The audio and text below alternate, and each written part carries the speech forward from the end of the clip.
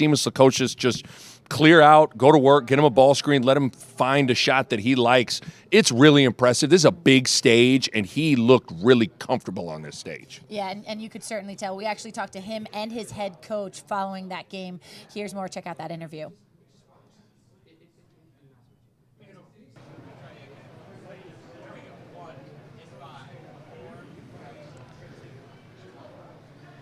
The legend of Lukosius.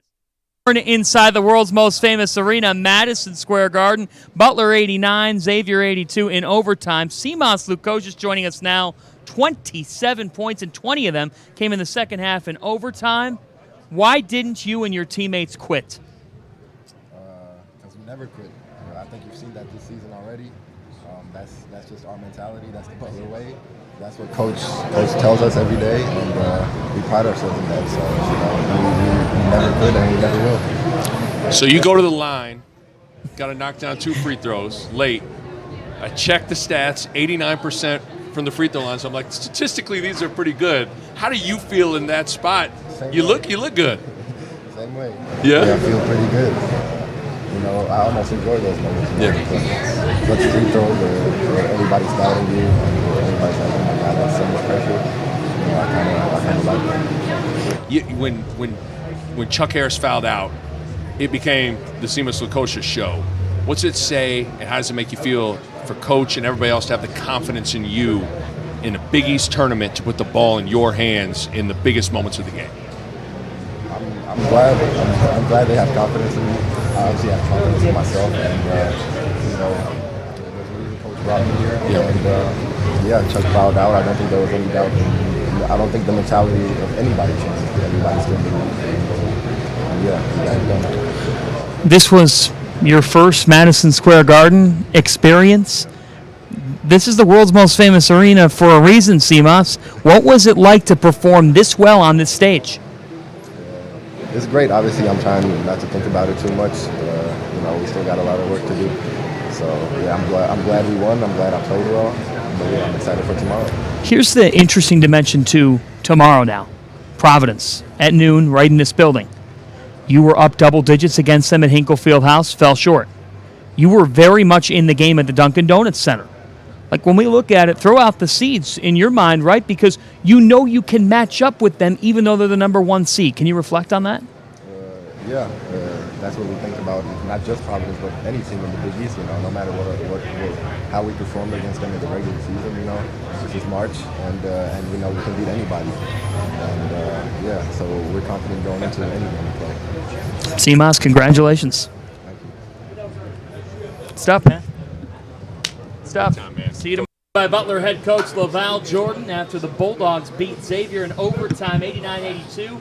Dogs get Providence tomorrow at noon Eastern.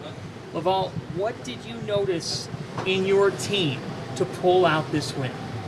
We've been right there so many times this year in the Big East season in 1, 2, 3 possession games, and so our guys had a composure about them. I thought that was the thing that stood out the most is just we got down 6 there at the very end. We've been there before, and we didn't flinch. In the conversation in the huddles, when we got together on dead balls, we talked about all these situations that we've been in, and our guys just had a good composure about them down the stretch. Well, the big thing I thought was, everybody practices the 40 minutes. We all do. But the last 5 minutes is when they, if they give you a big paycheck next year or not. And my point being simply, you own the last 5 minutes. When you were down with the 6, I love what you just said. You didn't allow the kids, and they didn't allow themselves to get down. I look up at your record. I watch teams in the Big East because of UConn and other things, and you've been in some really tough games. Right, but that didn't affect your team tonight on the biggest stage they've played on all year. You got to be proud that they stayed with the thing, made foul shots, did the proper things. No, certainly, Coach. Just their response was great. Even when we gave up the and one, the free throw, the guys were looking at the clock and looking over what we want to do, Coach. Do we want to go for 2 or 3? And trying to figure out. But we've talked through all of those situations. Like you said, we've been there a ton. We've been in about every situation you could be in one season. So they were prepared for it, and I thought they had good focus down the stretch. Yeah, and the biggest thing is you can't ever lose them. You can lose them with a jump shot and that stuff. You can't lose them psychologically. And I watched their body language. Yeah. They started to believe we're down 6, no longer. We're right there. And we got some guys with some courage. Oh, you Chuck do. Harris is, he stepped up for Heck of a us a ton player. as a freshman, right, even this year. And Moss right down the stretch. He's a really good free throw shooter, so we're trying to find ways to get him downhill so he could have a chance to get to the line. And they scored some big baskets. Oh, they certainly did. And the other thing I do is I probably get on a plane and go to Lithuania right now after watching. Get a couple more of those. Yeah, you know what? He's a courageous kid. He believes in himself. His teammates believe in him. There's no bigger guy celebrating more than Chuck Harris when he fouled out. That's great. Right, cheering Simas on, right, and telling him to continue, right, keep it going. And so that was great. We had different guys step up. Miles Tate had to come in at the end. He hadn't been in all game, right, and the huge free throws down the stretch and getting his defensive assignments right. And so it was a big team win. How vital was Bryce Enzi to this win? Huge, right? We had 3 fouls in the first half, and so he was really frustrated at halftime. And again, it was like as Coach said, it was about response. To just keep his composure, get his head back in the game. We went back and forth over starting him in the second half with 3 or not, and just said, hey, he's 24 years old. We got to trust him. And put him out there with 3 and then finish with a double-double and respond the way he did shows a great maturity. How much is the beauty of this league on display in a way tomorrow? Because you meet a Providence team in which you've had 2 dramatic games with, and now you get that third matchup. I imagine it's human nature, Laval. You want to be able to find a way to get past these guys who you've matched up with pretty well. You've been right there. It's not the typical 1-9 conference tournament game in this league. It's the Big East, man. You get to Madison Square. Coach did it. They won 5 straight games and went to the tournament, won the national championship. And so when you get to the Garden in March, the lights get big, the stage gets, lights get bright, the stage gets big, and guys are gonna have to step up and make some plays. We'll have to give them a good plan tonight, and then get them off their feet because 12 o'clock, comes really quick. I've got one little sentence you might use. Why not us? Why not us? Why not? We did that in 11, 5 games, 5 days. Why not us? We struggled coming down the stretch, but we got here and said, we don't want to go home. Let's stay in nice hotels, have 19,000 people cheer for us. You don't have to get my yelling voice at practice. So let's have some fun. Why not us? No question, Coach. No question. Why not Butler? Laval, congratulations. Thank you. Congratulations, Coach. Thank you. Awesome. We'll see you tomorrow. Good job. All right. Now the Dogs have a date tomorrow with your former team, Providence, Kyron. They've got a tough task going up against the number 1 seed. Let's take a turn to game number 2 of the night. A little bit of a different situation than we were looking at in game number 1. And for St. John's, they come back from a 10-point deficit and really never looked back. Offensively, what do you think was that switch that they hit? I think the offensive switch that they hit was the defense. It doesn't sound appealing to some people, but that's what gets them going. They got a couple quick stops, run-outs, dunks, and you see the energy start to flow through the team. All of a sudden, Posh Alexander's getting on-ball steals. It's leading to a lot of lead-out layups for the bigs. Now everybody's playing together. They're one team, one soul, and now it's just exciting for them, and they get everything that they want. All the hard shots start to fall, and now you're looking at one of the hottest teams in basketball when they can get that defense rolling. As a player, how could you kind of describe how your mind really settles offensively when you feel locked in defensively? It just makes the game easier for you because your defense is always going to come first. You want to have more stops. The stops will end up winning you the game. But once you can get an easy layup and you get that confidence rolling, all of a sudden, that little pull-up jump shot that you miss, it seems a lot easier. The 3-ball, it starts feeling a lot better off your hands. And once you get that going in the Big East tournament, it's hard to stop anybody. The energy is so contagious in this building. Once anybody catches a hold of that energy and they can control it, they're the most dangerous person walking in the building. And you know who was quite dangerous in tonight's game? Julian Champanee for St. John's. 26 points for him. What stood out to you about his game tonight? I thought he came in with a purpose. You can see it in his face in that first half, 22 big points, very efficient points. And he got the job done, but he wasn't selfish. The ball was moving, the ball was flowing. He took the right shots, he took the open shots, and he did it within the team system. They still were working together, and he was still able to get his points productions, but he took a lot of attention off of a lot of other people and allowed them to open up their games and be more effective also. Done like a true vet, done like a true leader, and we actually spoke with him after the game. Here's more with our interview.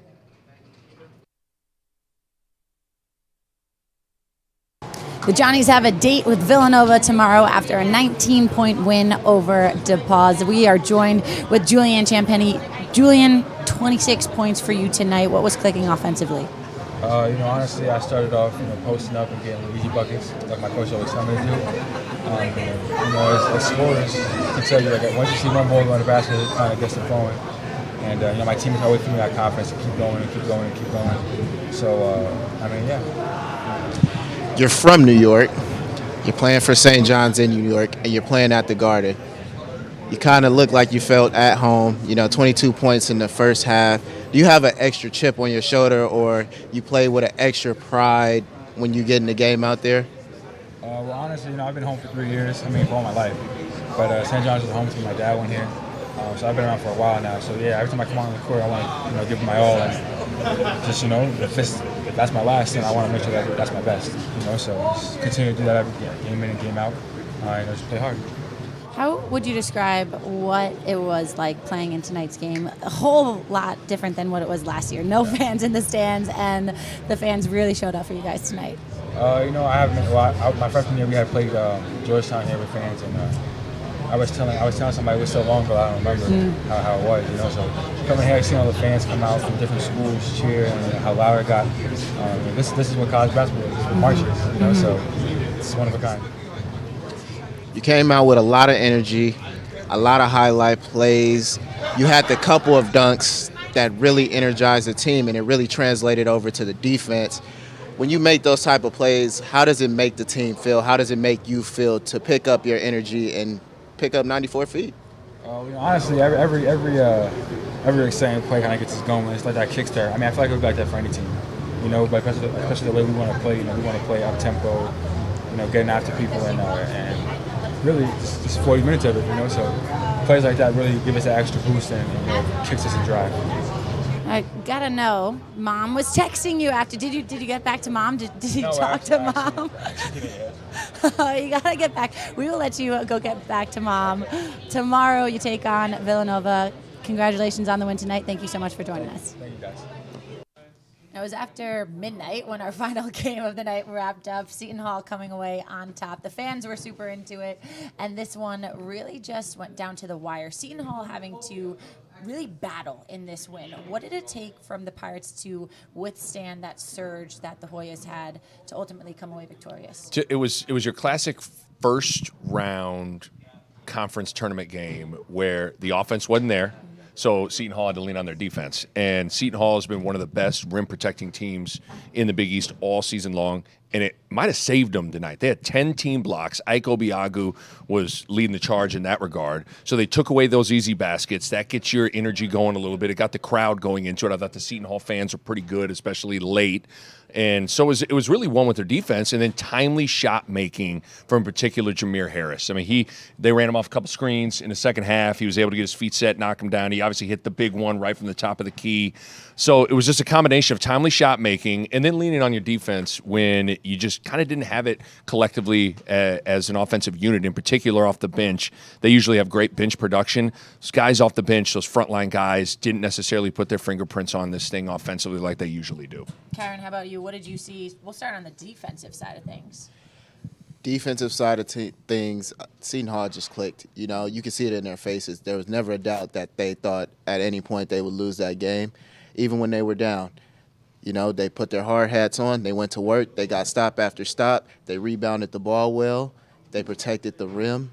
And, a lot of respect to a Georgetown team. They didn't have quite the season that they wanted, but it could be real easy for a team in those type of situations to pack it up and just say, we don't want to be here. But there was never a quit. They made timely answers too, but I just thought Seton Hall, when the moment got really big, somebody always answered on the defensive end for them, and that was very important, and it's going to be much more important going on in this tournament going forward. Yeah, and we actually talked about staying cool in the big moment with Alexis Yet. Now here's more on that. On to the Big East Tournament quarterfinals. They'll meet Connecticut later tonight. For now, we're joined by Alexis Yet, 5 points, 11 rebounds as the Hall grinds it out over Georgetown 57-53. Alexis, this was a tight game all the way to the finish line. What are you guys talking about in the huddles and throughout this game to keep yourselves in a place where you could find a way to win?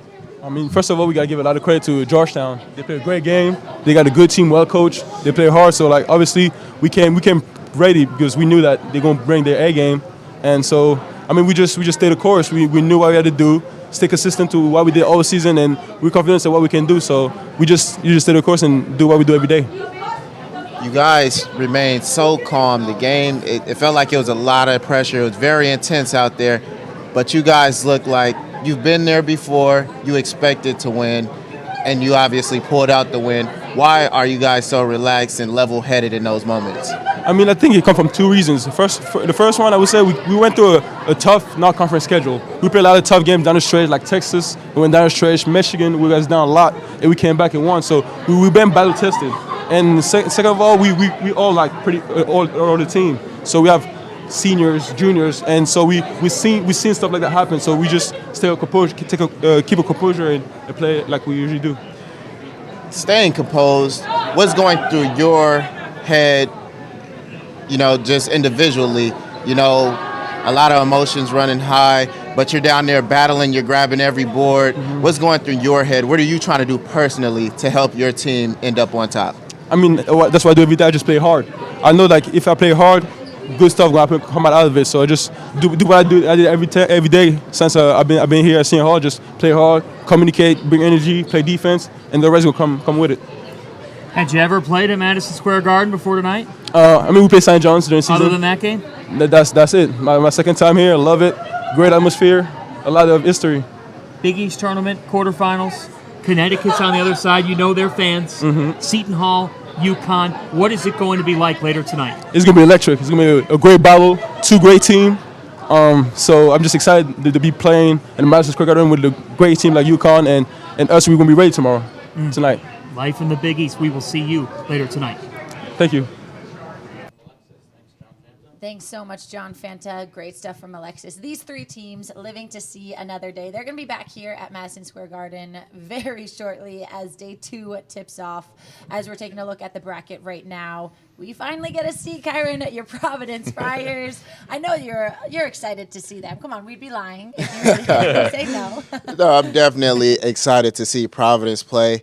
That one seed is such a tricky thing, It's a lot of respect for those teams, but at the end of the day, everybody laces them up the same. I think Providence could be a dangerous team because normally every team has a guy you can lean on, and you look for them at the end of a game situation. But Providence, everybody that steps in the game at any given moment can be that guy, can be the hero for the team, and I think that's what makes them so dangerous. You never know who's going to step up in a moment, but it's always been somebody stepping up in the moment. Mm-hmm. Nick, what matchup intrigues you the most about tomorrow? Well, I mean, both games at night are going to be incredible, especially because the fan base is going to pack this place. But I can't wait to see if St. John's can actually speed Villanova up.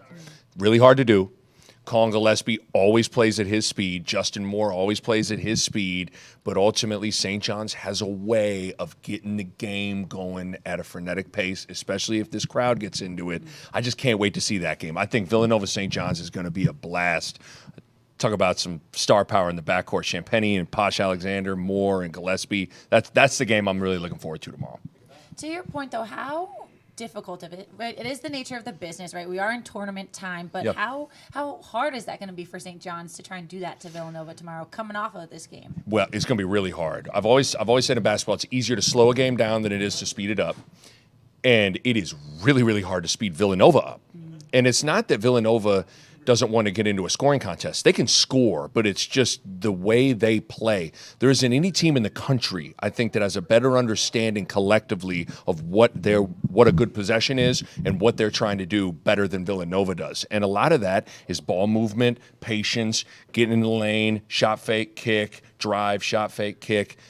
They just play at their pace. It's hard to speed them up, but it's going to be really, really challenging for St. John's to do it.